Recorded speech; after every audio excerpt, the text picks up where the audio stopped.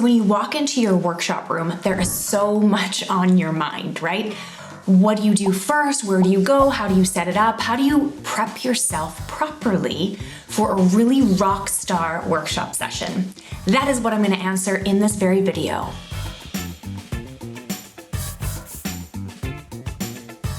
Hi, I'm Brittany. I'm a workshop designer, facilitator, and event host. Welcome to my channel, and thank you for watching this video today.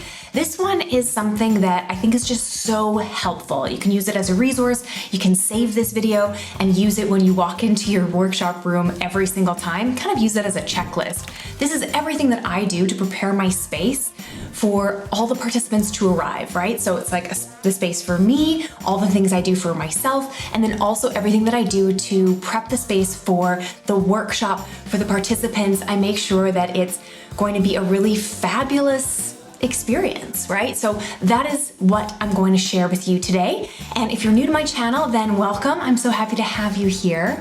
What brought you here?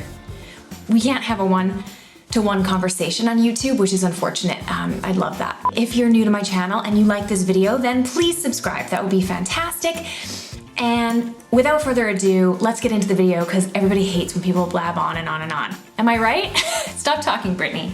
Okay, first things first, you arrive to the workshop space well before your participants do. This is so critical. I always like to get to my workshop space probably like 30 to 45 minutes before anybody else has arrived. Obviously, sometimes we don't have that luxury, but if you do, then I would highly, highly recommend that you plan that into your agenda. So the first thing I do when I walk into a workshop space is I take my jacket off. I look around, I get familiar with everything that's there, all of the materials that have maybe been provided by the room, all of the, chairs and tables and the setup. I do kind of like a really general once over so that I know where everything is, because you will be the point of contact for everybody else in that space. They're wondering where they can get a Post-it, where they can get a Sharpie. They're wondering, where the toilets are. They're wondering where they can get a coffee. All those things you will need to have the answers to. So just make sure that you figure that out right away. Then, second thing you're gonna do, which is so important, is you're gonna turn on some music. And this is for you, but it's also for your participants. I have a fabulous, fabulous playlist that I will link into the, do we call them show notes? I don't know, into the description. And this is a really great one for breaks, for when people are coming in, for when people are leaving the workshop space. It's just really like cozy, groovy tunes that are really, just generally well liked, so you can't really offend anybody with this playlist.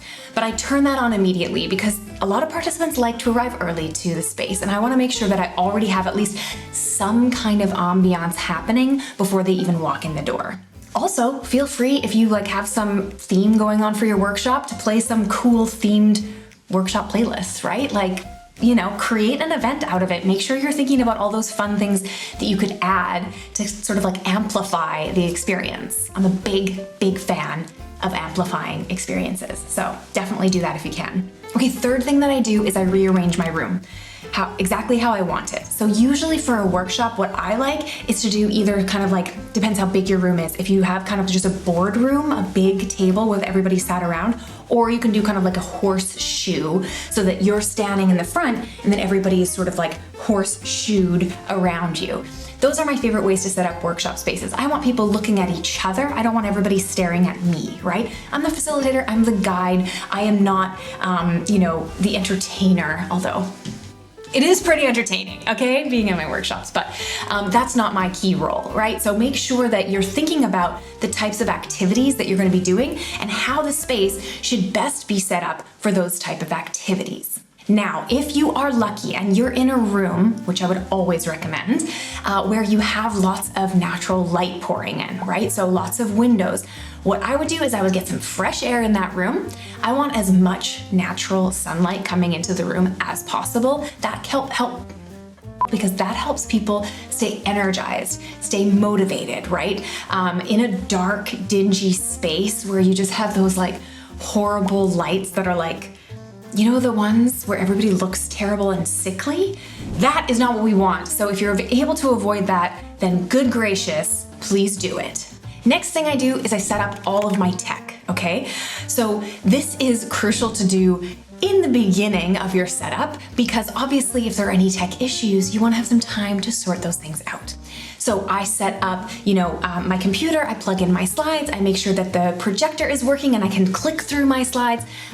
Speaking of clickers, I always bring a clicker with me, a little presentation clicker. I love them because I can just pop it in my pocket, and wherever I am in the room, I can flip slides.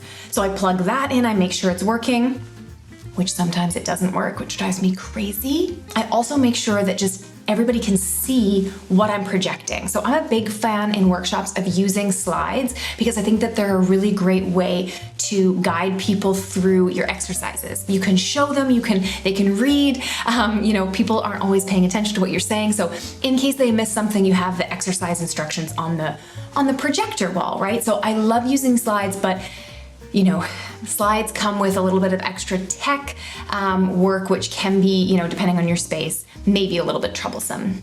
Then if I'm using a mural or a Miro, they really need to change the name of one of those because it's painful. I open that up, I make sure that I have all of the tabs open on my computer that I need.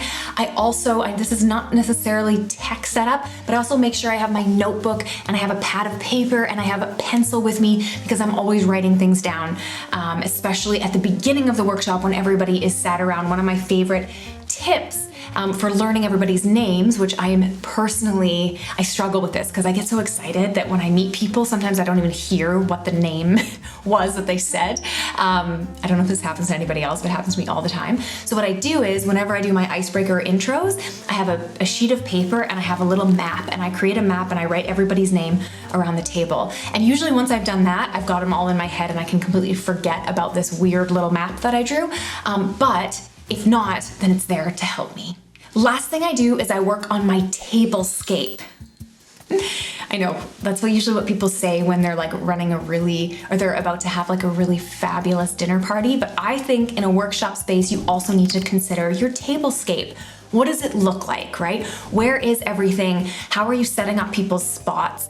I personally love to set up an individual spot in front of every workshop participant. I give them some Post-its, whatever they'll need for the workshop, some Sharpies. I usually put some stickers down, any instructional materials that they might need, paper, coloring markers, all that stuff. I put that kind of right in front of them. And this is also kind of an easy trick to get people to sit where you want them to sit, right? So if you have a really massive table and you only have like 5 participants coming to your workshop, you want to be able to arrange them appropriately and not have all 5 sitting at the far end away from you, right? So this is a perfect way for you to set up the room and then instruct people as they come in to sit in front of a little organized workshop spot. Last thing I like to do is I like to put some snacks or fun things on the table. So usually I bring a couple of fun little like toys or some snacks, especially because I'm usually coming to workshops from Germany, which is where I live. So sometimes I'll bring like really fun German sweets to my workshops. And then there's like something fun on the table that's kind of interesting and people can also talk about it. It's a little conversation starter, whatever you can do to sort of like help people break the ice before you even begun your workshop. It's gonna be awesome. And then the very last thing that I do is I usually get a little snack. And sometimes I might do this before I even set up the room, but I like to have a little snack at the end because usually once participants start arriving, that's when I go into hyper facilitator mode and there's no more snacking and there's no more drinking. I get myself a water and a coffee and put it right next to my spot. Just sort of set myself up for success and make sure that I have everything that I need. Also, this is actually the actual last thing that I do. It's usually I go to the bathroom, right? Because probably I violently have to pee. But otherwise, even if I don't have to pee, I'll go to the bathroom and I'll look at myself in the mirror and I'll go, "You're gonna rock this, Brittany." Just like that. Maybe I'll do it into this one. "You're gonna rock this, Brittany. Don't you worry about it." I give myself a little pep talk. And I'm telling you, the pep talk is what takes you from like an average workshop to a rock star workshop, okay? So don't make fun of it. Don't, think I'm being silly, because actually, I'm for real. Okay, so that is how I set up my workshop space. I wanted to keep this video short, direct, and to the point, so I hope that you enjoyed it. What do you do to set up your workshop space? I want to hear about it in the comments. Let's share. Maybe we can exchange some fun ideas. And lastly, I hope you have a fabulous, fabulous day. If you liked this video, if you enjoyed watching it, I'd love if you liked it. And if you want to subscribe to my channel, well, good golly, that would make me happy.